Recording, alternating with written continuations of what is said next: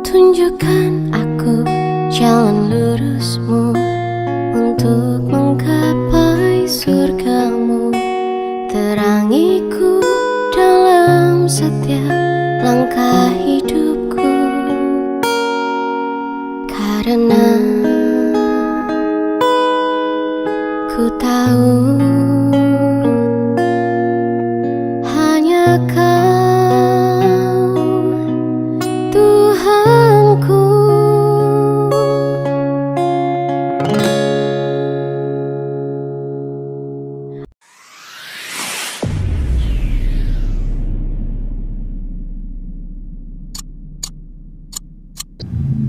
Bismillahirrahmanirrahim. Assalamualaikum warahmatullahi wabarakatuh. Sekarang selamat pagi. Sekarang kita ada di Kota Bunga. Di mana? Kota Bunga. Kota Bunga. Kota Bunga, Bogor. Cianjur. Cianjur ya. Di Kabupaten Cianjur.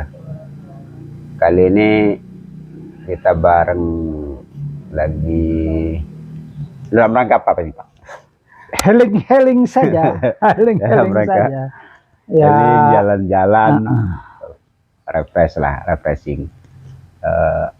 otak juga di tengah kebutuhan suasana kota yang semakin padat di metro.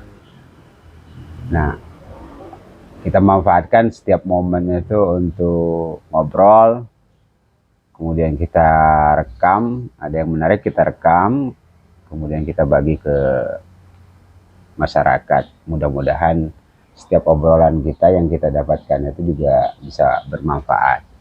Kali ini kita akan ngobrolin persiapan-persiapan menjelang pemilu 2024, termasuk juga apa harapan-harapan yang ada di kota kita yang semestinya, yang seharusnya bisa dilakukan oleh pemimpin-pemimpin nanti yang terpilih mewakili rakyat. Jadi Pak Lukman pasti punya harapan sebagai warga kota, dan itu absah. Saya punya harapan, orang lain juga pasti punya harapan. Semua orang bisa memiliki harapan-harapan itu. Nah, kali ini saya akan ngobrol-ngobrol dengan Pak Lukman, termasuk menanyakan bagaimana sih sebenarnya sosok yang ideal menurut Pak Lukman yang harus mewakili orang metro ya. Mewakili orang metro baik di legislatif maupun eksekutifnya nanti, karena nanti 2024 menyusul itu, Pak. Oke, terima kasih. Assalamualaikum warahmatullahi wabarakatuh. Waalaikumsalam. Jumpa lagi kita pada pagi hari ini dengan sebagaimana saya dan Adin Rahmat yang memang selalu memanfaatkan setiap kesempatan untuk ngobrol, tapi mudah-mudahan ya kosong ngobrolnya tapi maknanya. Ya. Karena kita ingin, saya sebagai tokoh katakanlah yang merasa tua lah di kota metro ini, dengan pengalaman sepanjang sejarah yang saya tahu tentang kota metro. Kemudian Rahmat sebagai seorang aktivis, seorang yang selalu bergerak juga, berpikir tentang kepentingan kota dan masyarakat yang lebih luas ini bisa memanfaatkan. Karena sekarang dengan kecanggihan teknologi IT seperti ini, podcast ini bisa dimanfaatkan secara positif. Jadi makna daripada kecanggihan IT dengan kita bisa bicara, bisa kita share, bisa kita, tentunya itu merupakan satu hal yang harus kita manfaatkan. Jangan ke arah yang negatif, yang terjadi di kalangan muda. Mudah-mudahan saya dan Adina Rahmat ini bisa memanai lah satu kecanggihan teknologi, satu kesempatan kita untuk bisa bicara di era demokrasi ini, kemudian memberikan, ya kalaupun diterima, karena pastilah pro kontra di sana sini pasti ada. Orang akan ada yang mencemooh, karena dia mau jadi anggota dewan aja. Pak Rahmat itu, rahmatullah itu udah pengalaman di KPU sekian tahun. Pak Lukman itu mau cari, nggak mau nganggur aja, nggak tahu diri, sudah tua banyak. Itu tergantung terjemahannya masing-masing lah. Nah, bicara tentang politik, saya pikir ya politik memang pada saat-saatnya seperti ini. Bahkan ada yang secara vulgar menyatakan politik tanpa uang no. Iya, Ada yang sampaikan hal negatif seperti itu. ada. Demokrasi tanpa uang nol. Iya. Ada yang sampaikan seperti itu. Tapi kita rasanya kita sama sebagai masyarakat, sebagai individu itu sebenarnya tahu pada hakikatnya kita tuh baik. Tahu yang benar, demokrasi yang benar, kebebasan yang positif. Hati nuraninya nolak, Pak. Hati nuraninya pasti ada yang menolak. Ya ini tapi ini dari sisi Adnan Rahmat dan saya Lukman Hakim nanti akan kita coba. Ini satu proses pembelajaran politik. Sebenarnya kecil saja. Kemarin saya sudah bicara tentang pilkades. Awalnya baik sekali pilkades. Karena pemilihan kepala desa itu satu bentuk demokrasi yang muncul dari bawah. Yang betul-betul memang karena lurah zaman dulu itu beda dengan lurah-lurah sekarang, sangat beda. Pak Camat dari dulu tuh beda. Kemudian Pak Bupati, Pak Wali Kota zaman dulu sampai ke gubernur beda sekali, beda. Sangat beda lah. Kita harus bisa melihat karena mereka itu ada satu istilah, satu kelebihan atau gambaran dari luasnya disebut dengan pamong. Pamong itu bahasa Jawa kuno loh, pamong itu. Yang artinya bisa, kalau saya nggak terlalu bisa menerjemahkan secara terang, tapi bisa menjabarkan.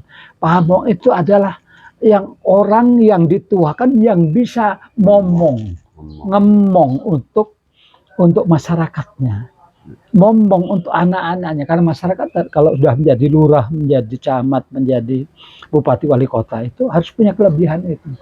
Kalau istilah teori karismatik, nah itu harus muncul, itu harus muncul harisma dari seorang pimpinan. Karena harus kita akui, kalau saya berani menjustifikasi pemimpin zaman dulu yang memang melalui proses kepemimpinan yang mulai dari lurah, camat sampai dengan bupati wali kota itu lebih baik daripada yang sistem pilkada yang sekarang. Itu saya berani justifikasi.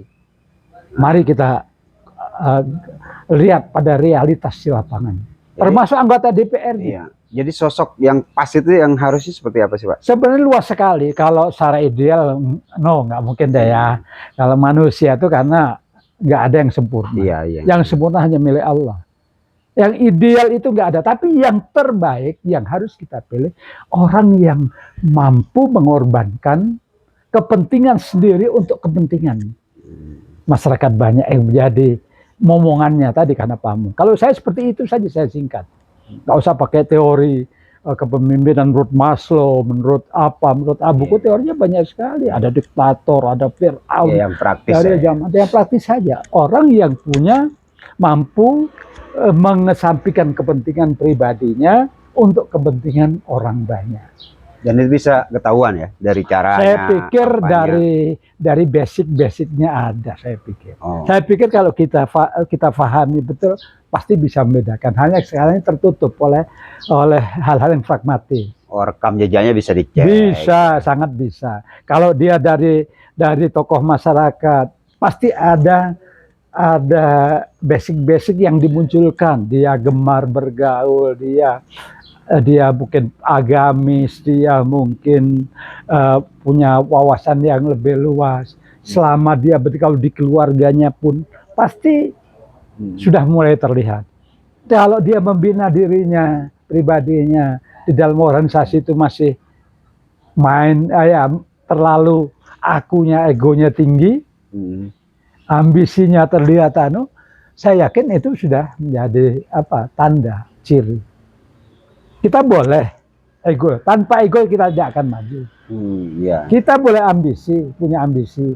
Tapi kalau ambisius saya pikir nggak boleh. Karena sudah melampaui. Karena memang kalau sudah apapun ya kalau melebihi kemampuan dan melebihi kemauan atau dengan rekayasa ini yang banyak nih rekayasa nih. Mau jadi seorang anggota legislatif yang ngumpulin modal dulu dia banyak. Nggak percaya diri, tidak pede kalau rekeningnya belum gendut. Nggak pede. Karena dia hanya yang dia hitung, saya perlu 2.000 suara, pingkan berapa, kalikan berapa, hanya itu. Dia tidak punya konsep, nggak punya pemikiran. konsepnya saya jadi anggota dewan, saya punya pekerjaan, akhirnya apa? Gimana saya mengembalikan? Bagaimana saya mengembalikan? Dan itu sudah dirancang Yang- semua ya. Udah dirancang semua dan jadi persiapan awal. Kalau kita enggak, kita berjalan saja. Jadi alhamdulillah berarti Allah meridhoi saya akan nanti akan lakukan sesuai dengan tugas pokok dan fungsi amanah yang diberikan kepada saya. Enggak jadi ya kita tetap akan kembali kepada masyarakat. Fungsi dewan itu kan sebenarnya yang kalau di undang-undang kan pokoknya hanya 3. Iya, Penganggaran, ya, pengawasan, ya, regulasi ya. regulasi. Pembuatan regulasi, ada inisiasi mengajukan perda macam-macam. Nah, seberapa efektif sebenarnya menjadi anggota dewan itu dalam rangka bekerja sama membangun kota dengan eksekutif, Pak? Sangat efektif kalau tupoksi yang 3 tadi betul-betul dilaksanakan. Anggaran, ya kita memang punya kewenangan untuk menyetujui. Iya. Ya mulai dari proses sampai dengan besaran sampai dengan alokasi daripada APBD itu. Tentunya kan kita punya tanggung jawab. Betul-betul kita harus punya kemampuan sebagai anggota dewan itu untuk bisa membaca itu semuanya. Apakah perencanaan yang sudah dilakukan oleh eksekutif itu sudah dilakukan dengan baik? Iya, iya. Dengan segala macam pertimbangan-pertimbangan yang cukup banyak, ataukah hanya asal-asalan memenuhi kebutuhan kelompok-kelompok kecil, kebutuhan sepihak, apalagi saat ini bahkan sudah dikaitkan dengan pesan sponsor yang cukup banyak. Pesan sponsor bisa di mana saja. Kalau saya lihat kita real fakta saja, kita bicara terbuka. Semua lembaga yang namanya yudikatif, eksekutif sendiri, legislatif sudah bermain di dalam. Bahkan mungkin LSM pun sudah bermain di sini. Iya. Ini bukan rahasia lagi kok. Kita tidak bisa mungkin tidak tutup itu di semua itu. Baik pada tingkat nasional sudah terbaca. Banyak sekali sekarang ini kasus kes-kes yang muncul kan, banyak sekali loh. Iya, iya. Kes-kes yang muncul provinsi sangat terbaca, kabupaten kota sangat terbaca. Apalagi sudah dengan modal yang besar bagi tadi dari awal yang saya ceritakan tadi, orang hanya numpuk modal tanpa kemampuan yang non finansial yang mereka miliki, mereka akan maju dalam kontestasi legislatif maupun eksekutif. Tapi proses ini memang betul-betul sangat Sulit. Sangat serius harus kita sikapi. Serius, ya. Dulu pernah dalam proses pemilihan kepala daerah misalnya, kebetulan saya pernah mengalami kebetulan 3 kali bahkan 4 kali pada tingkat provinsi juga pernah. Bahkan jadi sponsor juga pernah terakhir yang juga pada saat dulu berhasil, pada saat yang berikut-berikutnya tidak berhasil. Jadi tahu persis perjalanan pergerakan itu. Kalau teman-teman mungkin cuma membaca dari luar, menilai dari luar, tapi saya sebagai pelaku. Iya, iya. Nah, tentunya ini menjadi pengalaman yang sangat berharga, dan saya sih berharap ke depan tidak akan muncullah satu semangat kalau kita teringat kepada founding fathers kita, pendiri Republik ini bagaimana dulu. Iya. Mengorbankan jiwa raga, harta benda, bahkan keluarga. Bukan hanya nyawanya sendiri pun dikorbankan kok. Nah, kalau kita masih teringat pada perjuangan seperti itu, saya pikir tidak akan mengotori demokrasi ini dengan hal-hal. Walaupun sekarang terjadi tingkat manapun elit-elit politik lah bermain di situ lebih kental sekali. Anggota DPR RI yang mewakili daerah aja kadang-kadang nggak ngerti tentang daerah yang diwakili. Iya. Yang katanya Dewan Perwakilan Rakyat Republik Indonesia, salon dari Lampung, orang mana ucuk-ucuk aja, tahu-tahu muncul dia bisa. Nah, ini permainan ada di mana-mana. Iya. Di mana-mana. Masyarakat nggak tahu, coba nggak kenal tuh siapa yang mewakili. Kita nggak bicara partainya, hampir semua partai terjadi seperti itu. Akhirnya pakai uang. Ya itu karena tadi mereka tidak menyiapkan basic yang kuat, akar rumput yang kuat, tapi mereka mempersiapkan materi yang kuat dalam rangka mensosialisasikan dirinya. Itu. Nah, Bapak sebagai wali kotanya, ada nggak sih kemungkinan anggota dewan itu mendorong pembangunan dalam pengertian dia pengen, contoh umpamanya, dihidupkanlah perpustakaan-perpustakaan di tingkat kelurahan itu, gitu. Kan itu kebijakan eksekusinya di eksekutif ya. Ya, Bisa nggak dewan juga? ya tetap ada. Saya yakin kalau Metro itu kan kebetulan cuma dari dulu Iya. sampai hari ini kan cuma 25 orang.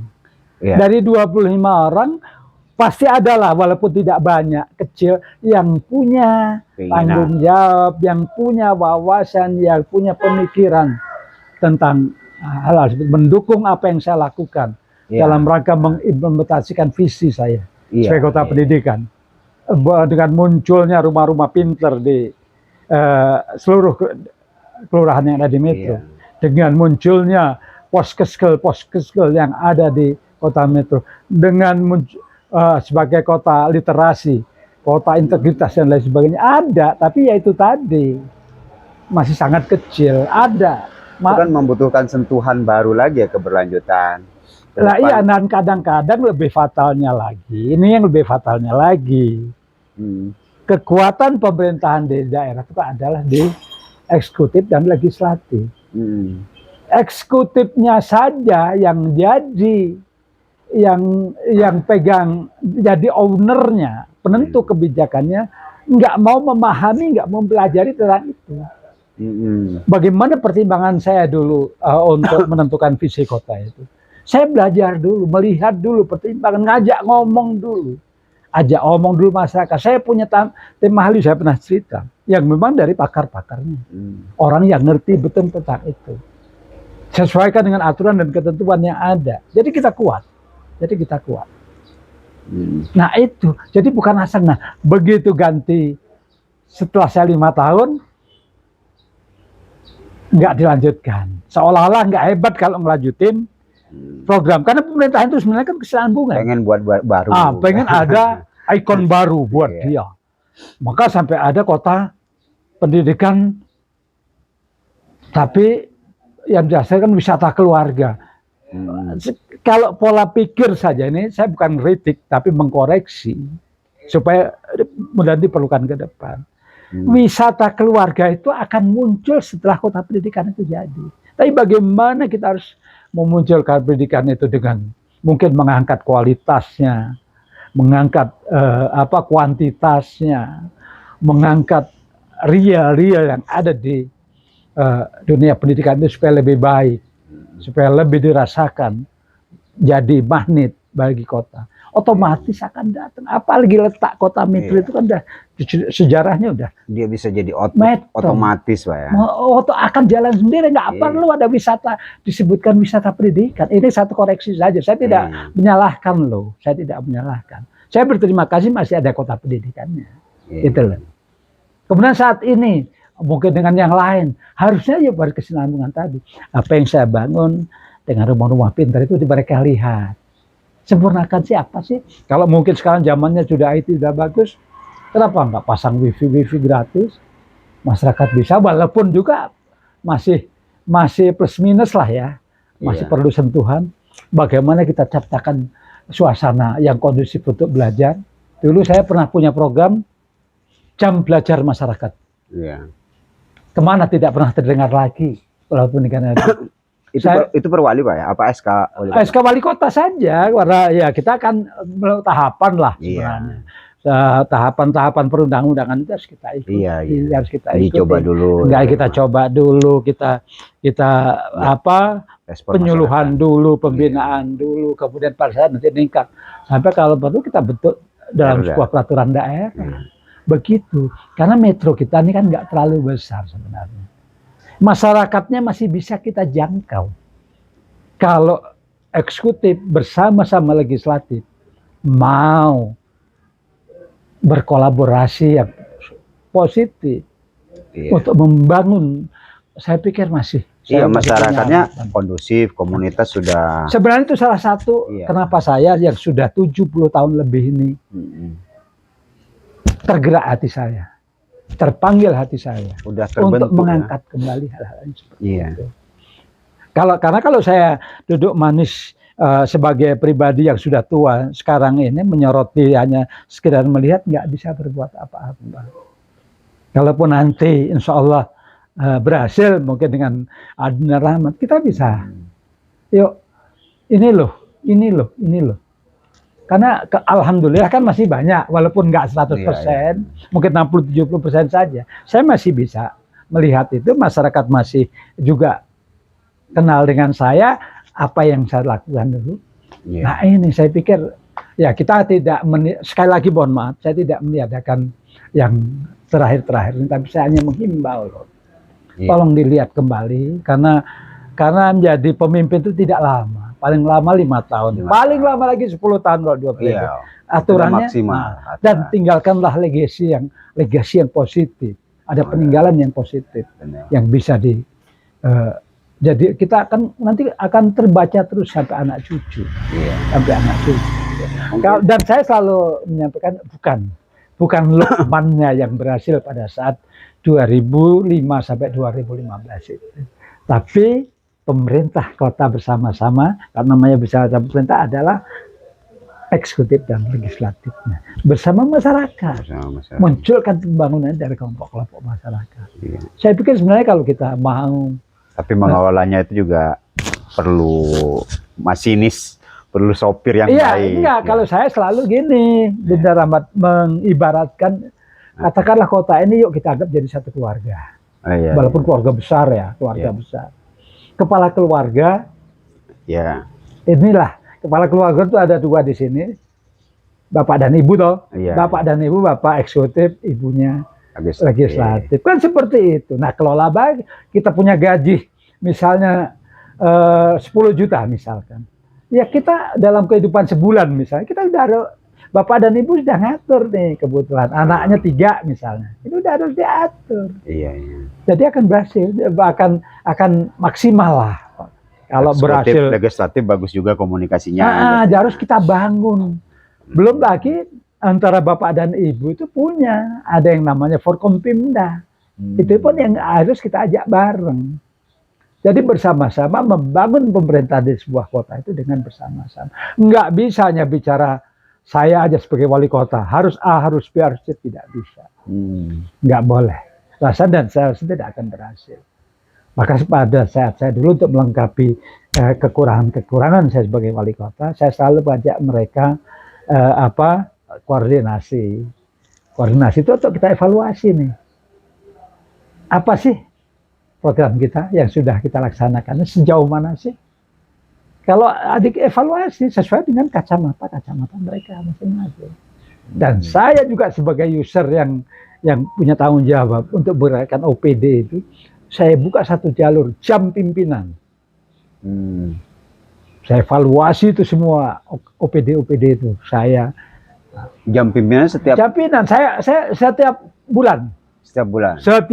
Setiap akhir bulan saya untuk evaluasi. Untuk tentukan langkah ke depan. Saya ambil istilah itu dari teman-teman kita TNI. Di Korem dulu, dekat dengan Komandan Korem, saya tanya-tanya, oh ada jam pimpinan, ayo kita ikuti, yang positif kita ambil dong. Jadi rapat khusus tidak boleh berwakil, kepala dinas ya kepala dinas yang tahu. Jadi kita bisa ukur kemampuan dari masing-masing OPD kepala dinas, itu kita bisa ukur. Itu saya lakukan, itu melengkapi saya sebenarnya. Bahkan suatu saat saya biarkan mereka bicara. Loh, apa yang sudah kita lakukan seperti apa muncul dari mereka? Ya memang banyak yang keteter kalau udah bicara seperti. Iya pasti. Harus menyesuaikan diri. Harus dia punya apa? Ada kepala dinas yang nggak bisa ngomong apa-apa pun ada. Nah, nggak bisa dia bicara apapun ada. Nah ini hal-hal seperti itu memang harus selalu digali. Itulah beratnya menjadi seorang kepala rumah tangga yang saya ibaratkan dalam sebuah pemerintahan itu wali kota, kepala daerah dan wakil dalam satu tanda petik. Karena nggak boleh juga ada perbedaan kalau evaluasi boleh. Tapi dalam hal visinya kan nggak harus sama satu kotak. Benar. Nah, terakhir Pak, ini kan sebenarnya kita komunitas banyak ya, komunitas literasi ada, pasar kreatif ada, pegiat sastra ada, pegiat sejarah. Hiduplah saya melihat mereka penduduk metro itu, sampai saya pernah berseloroh sama kawan-kawan. Gak ada pemerintahnya juga, bagus-bagus aja kayak hidup metro ini. Tapi ya nggak mungkin juga karena ada dampak lain, itu hanya candaan saya dengan kawan-kawan. Nah, saya lihat peran pemerintah ini hanya setelah jadi datang gitu, baru nawarin, itu pun simbolik ya, formalitas, ya habis itu juga diurus gitu. Saya mengalami itu. Nah, menurut Bapak, sebaiknya hubungan antara kelompok-kelompok kreatif di masyarakat ini dengan pemerintah sebaiknya seperti apa sih sebenarnya? Sebenarnya keberhasilan sebuah pemerintah daerah dengan munculnya kreativitas masyarakat. Jadi kan anu banget ini. Iya. Makanya era saya ya. Dulu belum banyak tumbuh kayak gini. Oh, itu masih terbatas tuh. Masih terbatas. Tapi saya mulai dari memberdayakan kelompok-kelompok masyarakat. Iya, dulu saya ada bedah BPD. Di taman itu ada bedah BPD. Di taman itu juga ada pegelaran. Ada, bahkan saya hadir, saya turun di taman, saya bersama dengan waktu ada itu kelompok literasi yang Mas Agus Rianto itu apa itu? Komunitas. Membaca komunitas supaya belajar. Padahal itu loh yang namanya literasi itu seperti itu sebenarnya menurut saya. Yang dimulai, maka adanya rumah pintar. Apa gitu. Kemudian ada untuk seni budaya untuk kebudayaan. Muncul ada jamus, ada bahkan saya pernah juga di tengah-tengah taman kota itu. Pernah mendatangkan bahkan kami dari Jepang untuk itu pada saat ada kunjungan. Itu pernah juga. Jadi betul-betul memang kita berikan space. Diskusi. Berikan diskusi sampai ada di Ganjaragung depan Dolok itu kan taman demokrasi saya dirikan dulu. Oh iya, ada yang hilang. Taman demokrasi silakan kalau Anda mau demo, Anda mau orasi, silakan di taman demokrasi itu kita berikan space sendiri yang luas. Termasuk berbagai macam partai ada tempatnya. Iya Pak, untuk bendera partai dipasang semua di situ. Sebenarnya maknanya seperti itu, tapi itu tadi kesinambungannya tidak jalan. Kesinambungannya artinya hal-hal seperti itu. Ya kuncinya tetap di komunikasi yang baik. Iya, kuncinya adalah itu. Nah sebenarnya itu. Jadi apalagi di era ini ada sebenarnya payung. Kan jelas payung itu menggerakkan masyarakat yang demikian banyak dari satu lingkungan yang cukup besar dalam hal meningkatkan kesejahteraannya yang betul-betul dimulai dari kecil. Dengan ada motor penggeraknya, dengan ada satu figur yang mampu dengan tidak kenal lelah berjuang untuk door to door, face to face. Untuk menggerakkan. Akhirnya sekarang sudah bisa kita nikmati. Banyak dan di Metro saya pikir potensi itu cukup banyak. Nanti akan muncul payungi yang lainnya. Dan itu tapi ya perlu tadi keuletan. Bahkan kalau saya bilang ya mesti secara nggak kenal lelah, nggak kenal malu, nggak kenal apa, terus berjuang sehingga bisa terjadi seperti yang payungi sekarang ini. Itu 25 orang anggota dewan mestinya hadir juga. Harusnya pemerintah memberikan support. Harusnya. Misalnya Payungi bilang sendiri, teman-teman yang di Payungi bilang, kami tidak mengharapkan bantuan pemerintah. Tapi karena mereka sebenarnya karena sifat kemandirian yang muncul dari diri. Tapi kalau pemerintah hadir, dia bisa mengamati, mengevaluasi, bahkan mempromosikan itu. Bahkan mengembangkan itu. Kenapa sih di Yosomulyo bisa? Kenapa sih nggak di Karangrejo bisa, di Mulyosari kenapa nggak bisa? Toh sama aja masyarakat. Nah itu pemerintah perlu hadir untuk itu. Ini udah dibantu nih, muncul satu pejuang UMKM misalnya yang dengan giginya telah mendirikan payung. Orang bisa hidup kok nyatanya. Orang tuh mau dagang. Kalau zaman dulu itu dagang kecil aja bisa menghidupi keluarganya, loh, bisa nyekolahin anaknya. Jadi sarjana loh. Iya kan? Jadi bisa buka lapangan kerja loh. Yang semua itu kan kesejahteraan, ekonomi bergerak di situ. Nah ini yang memang harus sebenarnya pemerintah harus hadir untuk itu. Terutama kalau nanti bisa dilegalitaskan, bisa dipayungi dengan apalagi udah bilang payungi tadi. Nah inilah sebenarnya secara kesinambungan suatu program yang betul-betul dirasakan manfaatnya itu yang paling penting di Kota Metro itu. Artinya sebenarnya dengan masyarakat yang kreativitasnya tumbuh, bergeliat, hidup, ya, pemerintahnya juga bisa membangun kolaborasi yang baik, akan lebih mudah sebenarnya membangun metro, Pak ya. Iya, ya enggak, metro itu masyarakat kan sesuai dengan sejarahnya toh. Sejarahnya dulu metro, mitro, sahabat semua yang kebetulan dimulai dari kolonisasi pada pemerintah Hindia Belanda dulu, dengan mulai dari penempatan keluarga-keluarga di dalam Pedeng 1 sampai 67 itu. Nah, ini kan ada faktor X yang mungkin tidak dimiliki oleh kota-kota yang lainnya. Bangunan emosional sudah ada, kekeluargaannya sudah ada. Nah, ini saya pikir itu sebenarnya itu yang kita manfaatkan. Sekali lagi ya kembali kepada Bapak dan Ibu yang mampu bekerja sama, kepala dan keluarga dalam satu rumah tangga besar. Rumah tangga besar kalau kota itu, untuk mampu punya wawasan yang luas. Dia nggak harus bisa dari dalam semua aspek kehidupan masyarakat, tapi dia harus tahu. Bisa dengan tahu beda menurut saya. Bisa dengan tahu beda. Nah, inilah mudah-mudahan kita ke depan, Adinda Rahmat, keinginan kita sebenarnya cuma itu. Ingin kita terpanggil kembali untuk mengajak agar suatu saat metro bisa berkibar, metro bisa punya nilai tambah, bisa ada magnet yang besar di dalam kehidupan bermasyarakatnya, kehidupan secara total. Sebuah kota yang memang banyak kelemahan-kelemahan. Nah, itu. Saya pikir itu saja pagi ini podcast kita untuk perbincangan kita. Tapi ada poin penting yang perlu saya ulang tadi, pesan Pak Lukman. Masa jabatannya itu 5 tahun, paling lama bisa nyalon tapi 10 tahun. Itu pun kalau nggak di tengah jalan kita nggak mati. Nah, tiba-tiba mati 1 tahun, makanya kita harus meninggalkan pesan yang baik, proses yang baik. Mudah-mudahan dengan banyak mengingat bahwa ini adalah usia yang sangat pendek untuk melakukan kebaikan, kita semua tergerak untuk berbuat baik untuk kota kita.